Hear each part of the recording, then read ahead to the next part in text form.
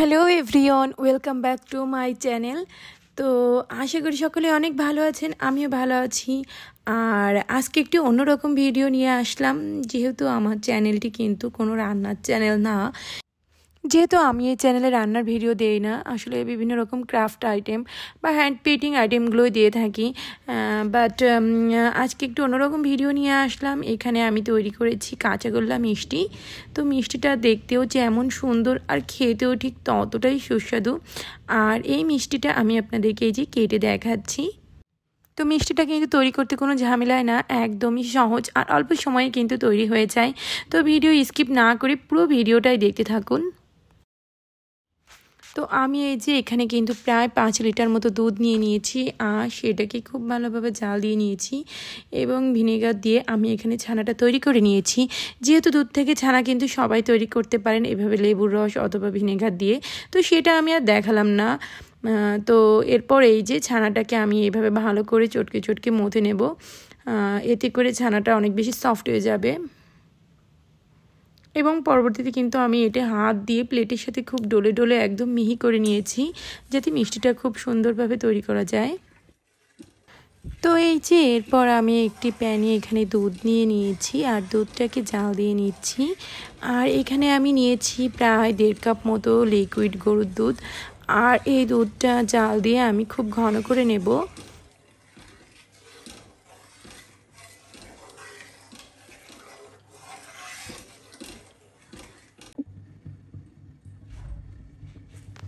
তো দুধ একটু ঘন হয়ে আসলে এতে আমি চিনি দিয়ে নেব।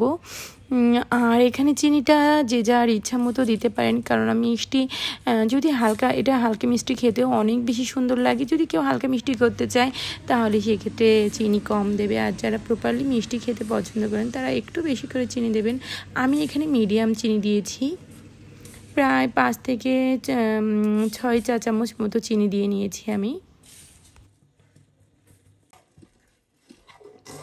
তো এই যে চিনিটা ভালোভাবে গলে গেলে আমি এখানে দিয়ে দেব গুঁড়ো দুধ। আর গুঁড়ো দুধ আমি এখানে প্রায় 1.5 কাপ মতো দিয়ে দেব।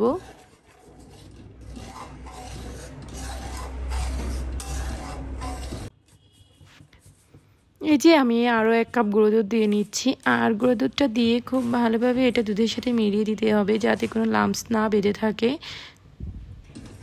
অনেক সময় দলা পেকে যায়, সেগুলোকে সুন্দরভাবে ঝাড়িয়ে দিতে হবে। এবং এই যে আস্তে আস্তে এটাকে আরও একটু ঘন করে নেব।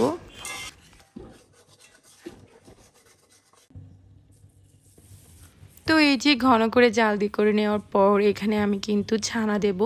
তো ওখানে যে ছানাটা আমি মধ্যে রেখেছিলাম তার প্রায় অর্ধেকের একটু বেশি অংশ ছানা আমি এখানে প্যানে দিয়ে দেব।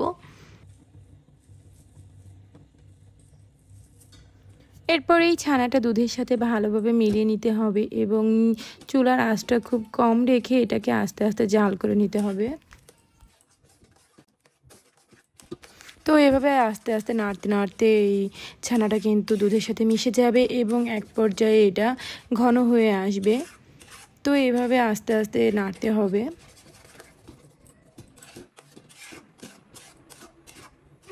এটা কিন্তু এভাবে অনবরত নাড়তে হবে, তা নাহলে কিন্তু তলা থেকে লেগে যাবে, পুড়েও যেতে পারে। এই কারণে বারবার এটা নাড়তে হবে।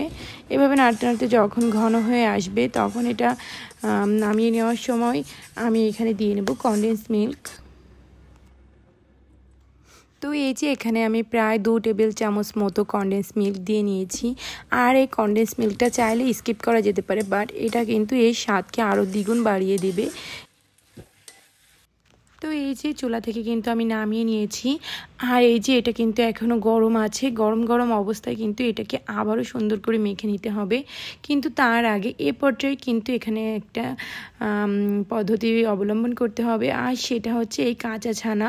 এই কাঁচা ছানা কিন্তু আমি কিছুটা রেখে দিয়েছিলাম, আপনাদের আগেই বলেছি। সেই কাঁচা ছানাটা কিন্তু আমি এর সাথে সুন্দর করে একসাথে মেখে নেব। আমি কিন্তু ভিডিওর সম্পূর্ণ অংশটাই কিন্তু আপনাদের দেখিয়েছি, মানে মিষ্টিটা তৈরির পুরো প্রসেসটাই দেখিয়েছি। কোথাও কিন্তু আমি স্কিপ করিনি, যাতে করে আপনাদের বুঝতে কোনো অসুবিধা না হয়। তো আশা করি আপনাদের বুঝতে কোনোই অসুবিধা হয়নি। এভাবে আমার ভিডিও দেখলে আপনারা কিন্তু এরকম পারফেক্ট মিষ্টি তৈরি করতে পারবেন। এভাবে স্টেপ বাই স্টেপ ফলো করলে কিন্তু আপনাদের মিষ্টিটাও পারফেক্ট হবে। আর ভিডিও ভালো লাগলে অবশ্যই একটা লাইক দিয়ে দেবেন। আমাকে কিন্তু এভাবে লাইক কমেন্ট শেয়ার করে আমাকে উৎসাহিত করবেন আরও ভালো ভালো নতুন নতুন ভিডিও দেওয়ার জন্য। আর এই মিষ্টি তৈরির একদম শেষের স্টেপটা হচ্ছে এই গুঁড়ো দুধের ভেতর মিষ্টিটাকে পুরোপুরি কোট করে নেওয়া। আর এটা কিন্তু খুবই ইম্পর্ট্যান্ট একটা স্টেপ, এটাকে স্কিপ করলে হবে না, তাহলে মিষ্টিটা কিন্তু দেখতে সুন্দর লাগবে না। মিষ্টিটা দেখতে আকর্ষণীয় আর লোভনীয় করার জন্য কিন্তু এভাবে গুঁড়ো দুধে কোট করে নিতে হবে। তো আমি সবগুলো মিষ্টি এভাবে একে একে গুঁড়ো দুধের ভিতর কোট করে নিচ্ছি। তো যারা যারা আমার ভিডিওটি দেখছেন তাদের সকলকে জানাই অনেক অনেক ধন্যবাদ। আর যারা যারা নতুন ভিউয়ার্স আছেন তারা চাইলে আমার চ্যানেলটিকে সাবস্ক্রাইব করে পাশে থাকতে পারেন। তো এই যে মিষ্টি কিন্তু তৈরি একদম কমপ্লিট। মিষ্টিগুলো দেখতে কিন্তু খুবই লোভনীয় লাগছে আর এটা খেতেও কিন্তু ততটাই সুস্বাদু ছিল। আর এটা কিন্তু মিষ্টির দোকানের থেকেও অনেক বেশি টেস্টি হয়, যেহেতু মিষ্টিটা পুরোপুরি ছানা দিয়ে তৈরি করা, এ কারণে খেতেও খুব সুস্বাদু। তো এই মিষ্টিটা আমার ভিডিও যারা যারা দেখছেন তারা তৈরি করলে অবশ্যই আমাকে কমেন্ট করে জানাবেন।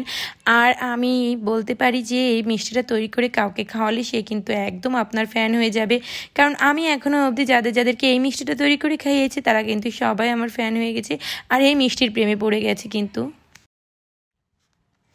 আজকের মতো ভিডিওটি এই পর্যন্ত, সকলেই ভালো থাকবেন, বাই বাই।